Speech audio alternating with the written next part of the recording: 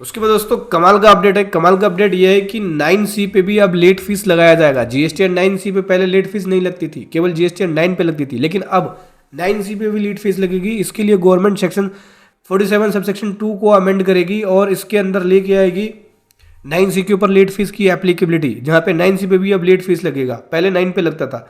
तो अब complete annual return file करना होगा इस सेक्शन के अकॉर्डिंग। कंप्लीट एनुअल रिटर्न का मतलब हो गया जीएसटीआर 9 और 9C दोनों फाइल करना होगा। और उसके बाद गवर्नमेंट कह रही है कि ये जो रूल लगाया जाएगा वो 17-18 से ही लगाया जाएगा। इफेक्टिव डेट जो होगा 17-18 से लेके 22-23 तक, यानी 17-18, 18-19, 19-20, 21-22, 22-23, 17-18, 18-19, 19-20, 20-21, 22-23, लगभग 5 साल का आपको यहाँ वेवर मिल जाएगा। लेकिन 23-24 में वेवर नहीं मिलेगा। अगर 9C लेट फाइल करेंगे तो 9C पे भी लेट फीस होगी, ठीक है। अगर 23-24 की 9C रह जाती है तो देखो यहाँ पे वेवर में क्या बोलते हैं, वेवर में बोल रहे हैं कि जितना अमाउंट आपका 9 का बना है, अगर उससे अमाउंट एक्सीड होता है लेट फीस का तो आपको वेवर मिल जाएगा। लेकिन कंडीशन ये है कि आपको 31 मार्च 25 से पहले 9C फाइल कर लेना है। जो भी आपकी पेंडिंग 9C है, मान लीजिए 17-18 से लेके 22-23 तक आपकी 9C पेंडिंग है, जितना आपका अमाउंट एक्सीड होगा, जितना 9C में लेट फीस लगाया, उसका आपको वेवर मिल जाएगा, ठीक है। तो वो आपको भरना नहीं पड़ेगा। लेकिन कंडीशन ये है कि 31 मार्च 25 से पहले आपको 9C भरना होगा। बाकी इसके ऊपर क्लैरिफिकेशन सर्कुलर्स आएगी तो डिटेल में समझेंगे जब आएगी सर्कुलर, तो जब गवर्नमेंट सर्कुलर इशू करेगी इससे रिलेटेड। अब उसके बाद दोस्तों एक और मेजर स्टेप और बड़ा स्टेप लेने जा रही है। बड़ा स्टेप ये है कि अब गुड्स को ट्रैक और ट्रेस करने के लिए एक नया मैकेनिज्म लाया जाएगा, एक नया प्रोविजन लाया जाएगा, ताकि गुड्स आपका सप्लाई चेन में ट्रैक हो सके, उसको ट्रेस किया जा सके। इसके लिए गवर्नमेंट एक नया सेक्शन इंट्रोड्यूस कर रही है, सेक्शन 148A, जो कि जीएसटी एक्ट में डाल दिया जाएगा। और यहाँ पे गुड्स के अंदर एक गुड्स, जो भी आप गुड्स डिस्पैच करेंगे या सप्लाई चेन के थ्रू डिस्ट्रीब्यूट होगा, गुड्स एक जगह से दूसरी जगह जाएगा सप्लाई चेन के थ्रू, तो उस पर एक यूनिक आइडेंटिफिकेशन मार्किंग होगा, जिसके थ्रू गुड्स को ट्रेस किया जाएगा कि कहाँ कहाँ गुड्स पहुँच गया है। उसके लिए इससे रिलेटेड जो लीगल फ्रेमवर्क है वो डेवलप किया जाएगा और इससे रिलेटेड जो सिस्टम है वो इम्प्लीमेंट किया जाएगा। तो अब ये समझ लो कि माल आपका अगर गोडाउन से निकल गया तो डिपार्टमेंट आपके गुड्स को भी ट्रेस कर सकती है कि सप्लाई चेन में गुड्स कहाँ घूम रहा है।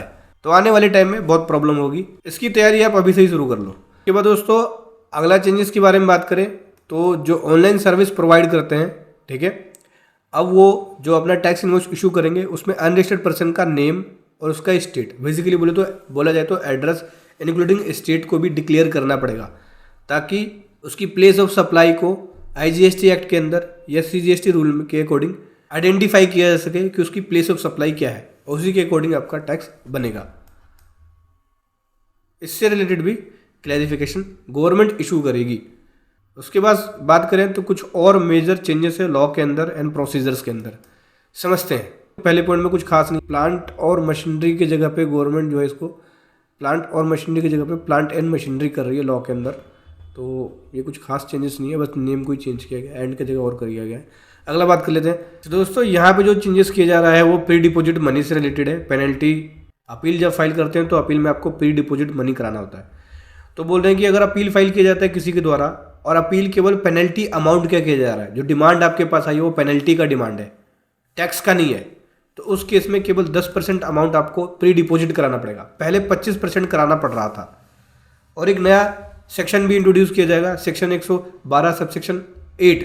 ये सेक्शन 107 सबसेक्शन 6 के अंदर प्री डिपॉजिट है, ठीक है, कि जब कोई अपील फाइल कर रहा है पेनल्टी डिमांड की, न कि टैक्स के डिमांड की, तो उस केस में 25% अमाउंट जमा कराना पड़ता था, अब 10% कराना पड़ेगा।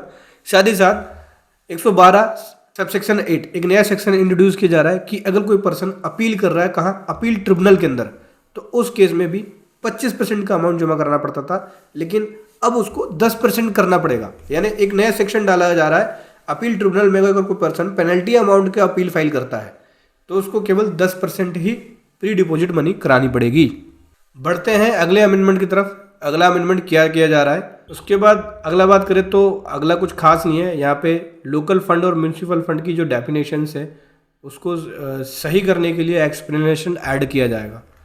अगला बात कर लेते हैं, आईएसडी सर्विस से रिलेटेड है, इनपुट सर्विस डिस्ट्रीब्यूटर से रिलेटेड है, उसके ऊपर जो आईटीसी क्लेम करते हैं उससे रिलेटेड है।